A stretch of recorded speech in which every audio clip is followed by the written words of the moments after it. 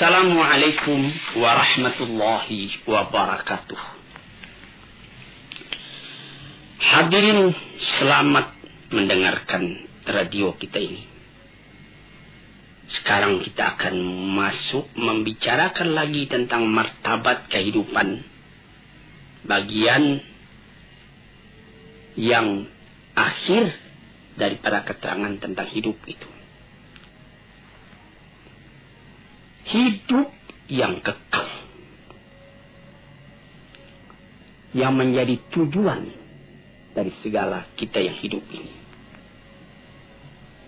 Hidup yang dikejar oleh tiap-tiap orang yang sadar akan arti hidup sendiri. Itu orang berlomba menempuhnya. Itu ialah hidup sesudah mati.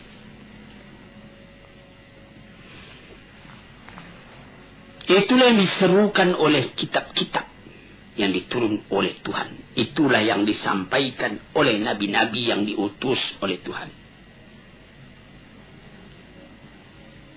Wa ma hadhil hayatud dunya illa lahu wa la'ib. Kehidupan di dunia ini lain tidak cuma main-main, cuma sanda gurau. Wa inna daral akhirat lahiyal hayawan law kanu ya'lamun. Hidup di akhirat itulah hidup yang sejati kalau sekiranya kita fikirkan dan kita ketahui, direnungkan betul-betul.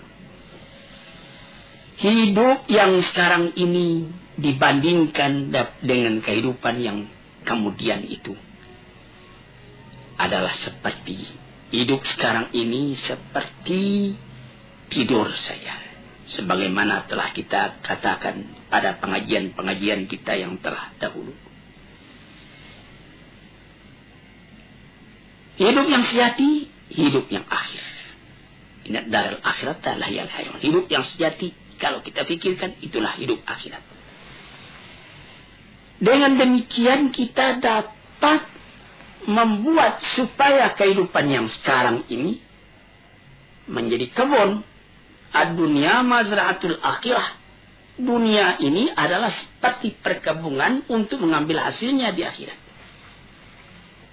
Mendorong kita supaya di dunia ini berbuat baik banyak-banyak. Jadi kehidupan dunia ini sudah menentukan kehidupan akhirat nanti. Kalau di sini yang baik yang kita kerjakan, lepas dari kehidupan ini kita menerima kebahagiaan, kesenangan.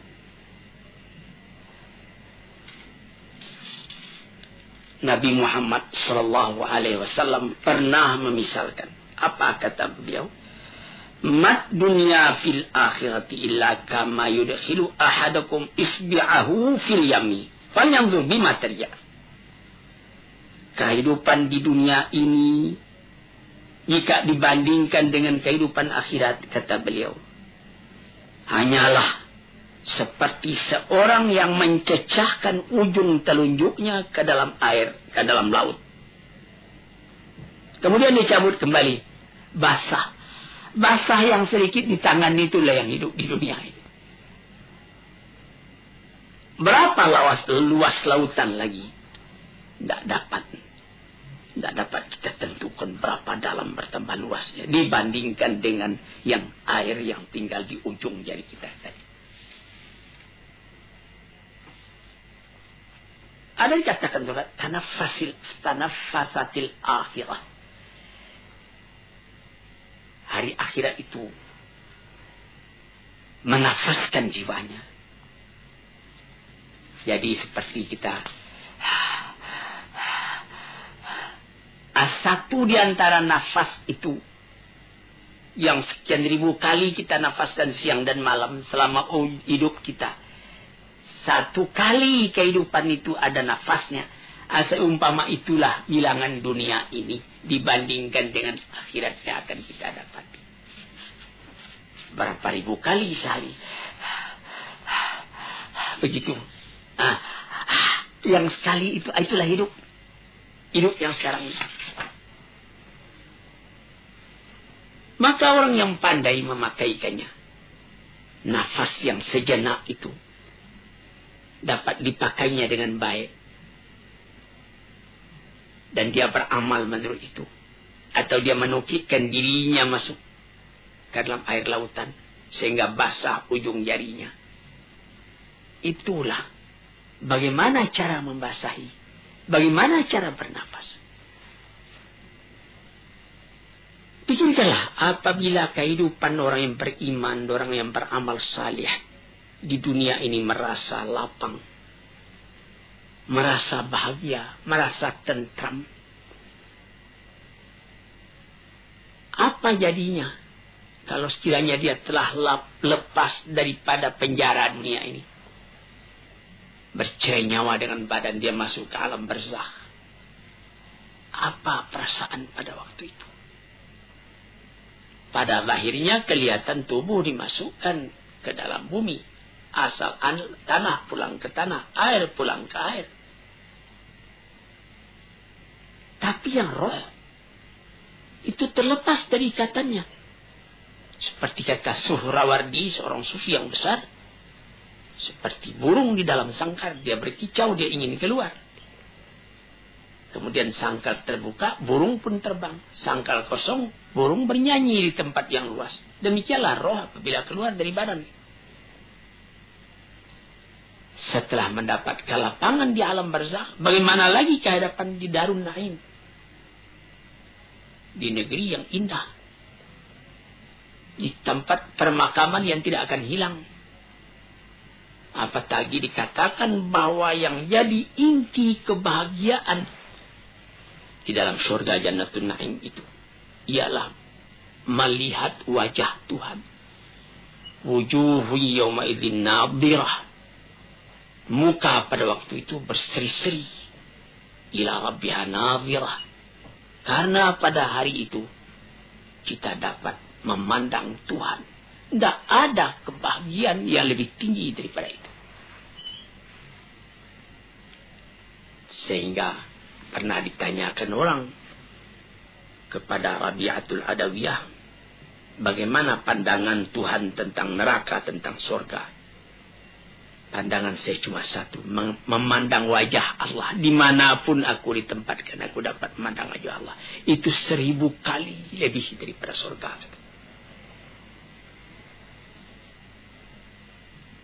Sesudah melihat wajah Tuhan, kebahagiaan pagi, kebahagiaan sore, mendengar seruan panggilan dari Tuhan.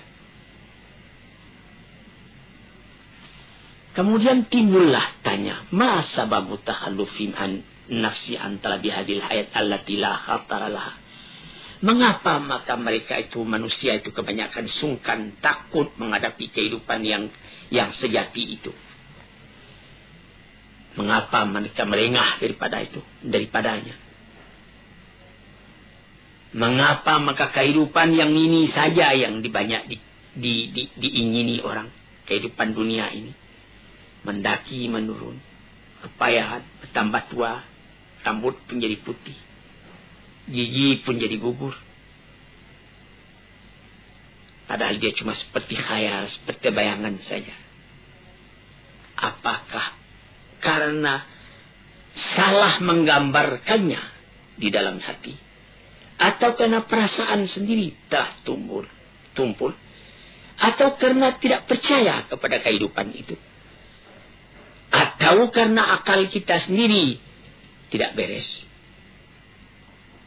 atau karena tertarik dengan barang yang ada di dunia ini yang mesti lepas dari kita, atau kita yang meninggalkan dia mati lebih dulu, atau dia yang meninggalkan kita. Ibarat berniaga, tidak saja beruntung, rugi pun ada. Ini jawab. Apa jawabnya? Ya, sama sekali itu sebabnya. Pertama, karena salah menggambarkan. Yang kedua, karena tidak mau percaya. Yang ketiga, akal sendiri tidak murni. Yang keempat, kita terpengaruh oleh barang yang dilihat. Tidak tahu bahwa penggantinya lebih baik dari ini. Dan sebab yang paling utama menyebabkan kita tidak memikirkan hidup demikian itu ialah dha'ful iman. Lemah iman. Iman ini yang mesti diperkuat. Karena iman itulah yang jadi roh dari segala amalan. Iman itulah yang membangkitkan semangat kita buat bekerja. Mengerjakannya lebih baik. Iman itulah yang mencegah kita mengerjakan yang buruk. Dengan kekuatan imanlah baru terasa wibawa dari pengaruh perintah Allah dan larangannya. Sehingga kita karena iman tadi tidak merasa payah buat mengerjakan yang baik.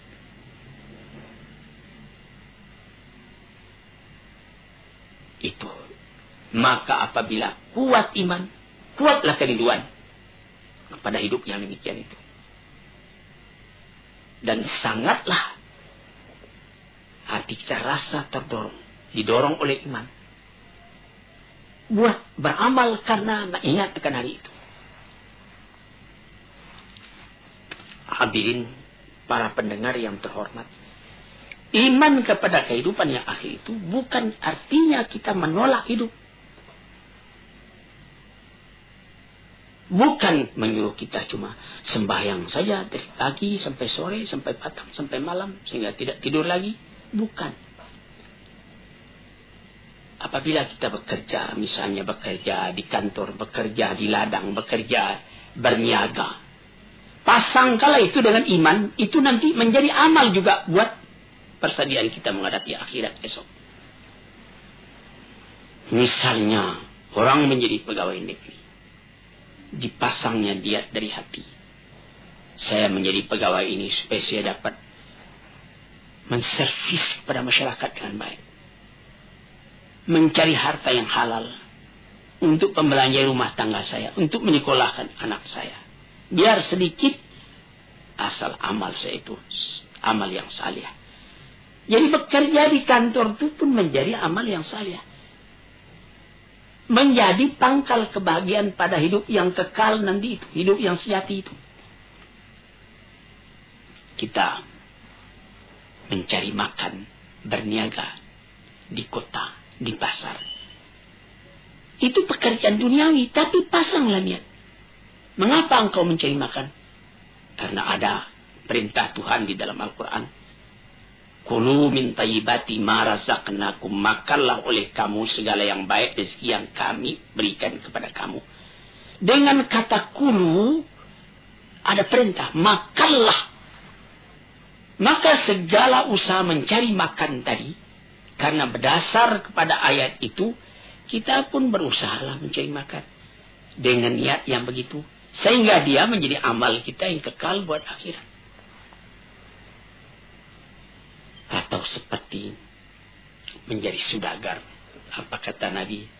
At-tajirus saduqu fi zumrati syuhada'i yaumal qiyamah. Orang saudagar yang jujur, tempatnya sama dengan tempat orang yang mati syahid di hari kiamat. Jujur. Ucapannya mudah betul.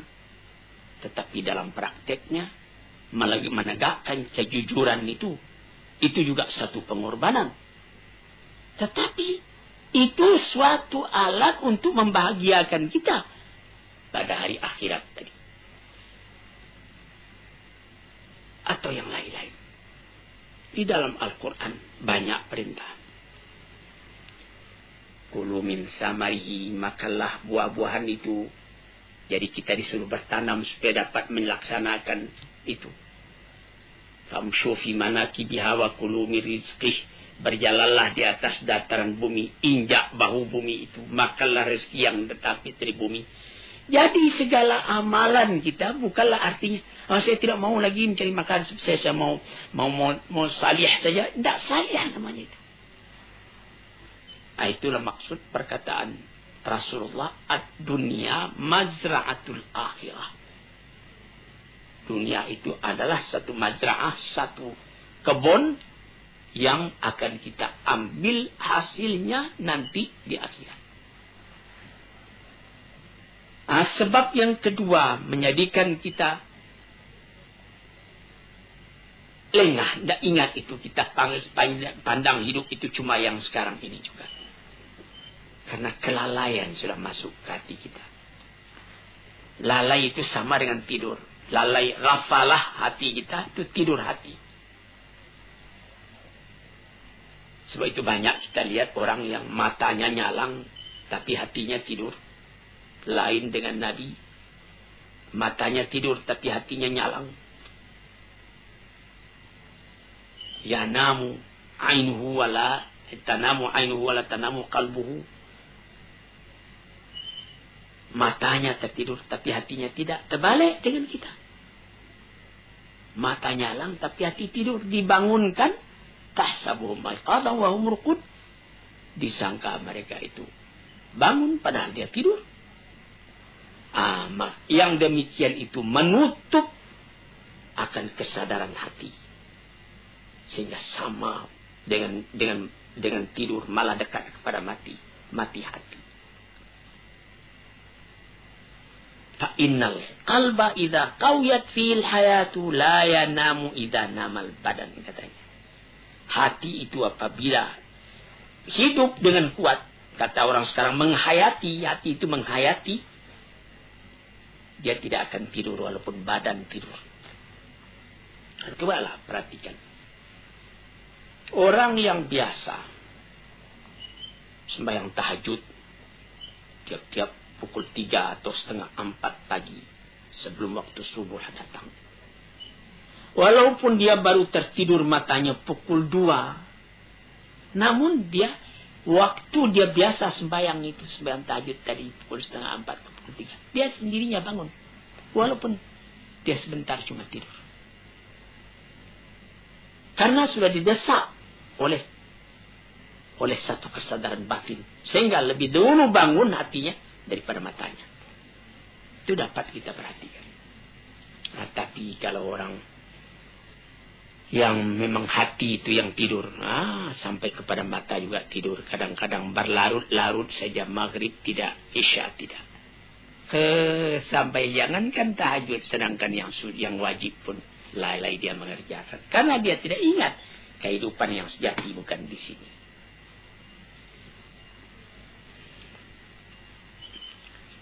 Oleh sebab itu maka hidup yang sempurna itu telah dituntunkan oleh Nabi kita sallallahu alaihi wasallam. Bagaimana? Waliman ahyallahu qalbahu bi mahabbati wa itba'i risalati ala basirin min dzalika bihasbi nasibihi minhuma. Yaitu orang yang dihidupkan Allah hatinya. Bagaimana Allah menghidupkan hati? Dengan perasaan cinta kepada Allah. Kalau cinta kepada Allah, in kuntum tuhibbunallah fattabi'uni, kata Rasul. Kalau engkau betul-betul cinta kepada Allah, ikutlah aku supaya cintamu itu bisa berhasil. Walau mengaku cinta kepada Allah, Rasul ditinggalkannya, dia bikin ibadat sendiri. Menurut khayalnya masing-masing. Tidak jadi.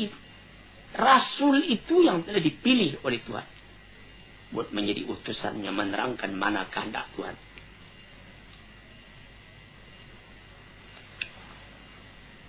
Maka kelalaian atau kesadaran, keduanya itu ada dalam panca indera kita, ada dalam akal dan hati kita. Kesadaran hati atau kelalaian hati sama juga dengan kesadaran badan atau kelalaian badan.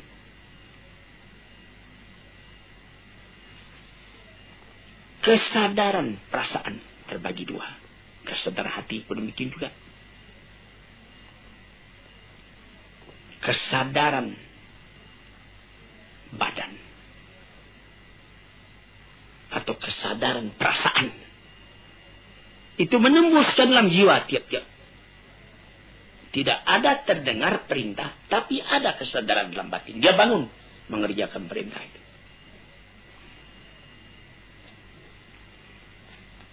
Sebab itu maka apa saja pekerjaan yang kita kerjakan haruslah ada kesadaran.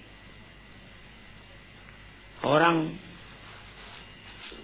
dalam kata-kata sekarang ini, kata modern sekarang ini, menghayati. Orang bisa ya bangun pagi, bayang, subuh, 2 rakaat, buka pintu, keluar, kamar mandi. Maka kamar mandi, buka pintu, sembahyang itu sudah rutin saja, tidak ada hayatannya lagi. Sehingga ada orang yang lupa, apakah saya sudah buka pintu tadi? Atau dia kunci pintu? Tadinya dia sudah kunci karena sudah biasa begitu saja. Lalu dia nanti setelah masuk ke tempat tidur, dia pula, saya sudah kunci pintu tadi. Padahal tadi sudah. Mengapa maka sekarang diulangnya lagi, dia tidak pergi mengunci? Karena dari tadi itu dia tidak sadar bahwa dia telah mengunci. Cuma kebiasaan badannya saja. Nah, celaka kalau beribadat juga seperti itu. Sampai orang lupa, saya sudah sembahyang tadi.